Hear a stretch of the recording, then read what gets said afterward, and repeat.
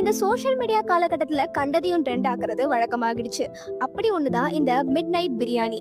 1:30 மணிக்கு பிரியாணி சாப்பிடுறத ட்ரெண்டா யங்ஸ்டர்ஸ் மத்தியில ரொம்ப பிரபலமாக்கப்பட்டு அது பழக்கமாவும் ஆகுதுன்னு சொல்லலாம். இந்த மிட் நைட் ஃபுட் கல்ச்சர் அப்படின்றது ஸ்டார்ட் ஆனது எப்போ? மருத்துவ நிபுணர்கள் என்ன சொல்றாங்கன்னா, வெஸ்டர்னைசேஷன். இந்த கார்ப்பரேட் கம்பெனில நைட் ஷிஃப்ட்ல ஒர்க் பண்றவங்க வந்துட்டு வெஸ்டர்ன் கண்ட்ரிஸ் உடைய டைமிங் படி அவங்களுடைய உடலை பழக்கப்படுத்தி வச்சிருப்பாங்க. அப்ப அவங்க சாப்பிடுறது, தூங்குறது, இது எல்லாமே வந்துட்டு அவங்களுடைய டைமிங் படி தான் இருக்கும். இதெல்லாம் கொஞ்சம் கொஞ்சமா வந்து அதுக்கப்புறம் சோஷியல் மீடியாலாம் வந்து இதெல்லாம் ட்ரெண்ட் ஆக்கப்பட்டு midnight food culture, midnight biryani இதெல்லாமே சாப்பிட ஆரம்பிக்கிறாங்க. சாப்பிட டேஸ்டா தான் இருக்கும். ஆனா இதெல்லாம் அடிக்கடி எடுத்துக்க நம்மளுடைய உடலுக்கு பல பாதிப்புகள் வந்துட்டு ஏற்படும். ஏன்னா இது வந்துட்டு சின்ன ஸ்நாக்ஸ் மாதிரி இல்லாம பிரியாணி அப்படின்றது ஒரு ஹெவி ஃபுட்.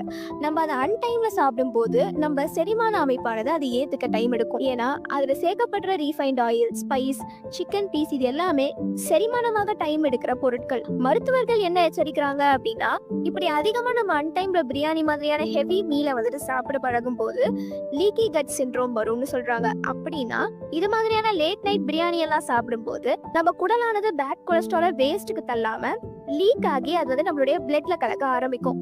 இதனால சர்க்கரை நோய், உடல் பருமன், பிசிஓடி, ஏன் இன்ஃபர்டிலிட்டி போன்ற மலட்டுத்தன்மை கூட வரலாம் அப்படின்னு சொல்லப்படுது. அதனால மருத்துவர்கள் இதெல்லாம் தவிர்க்குமாறு எச்சரிக்கிறாங்க.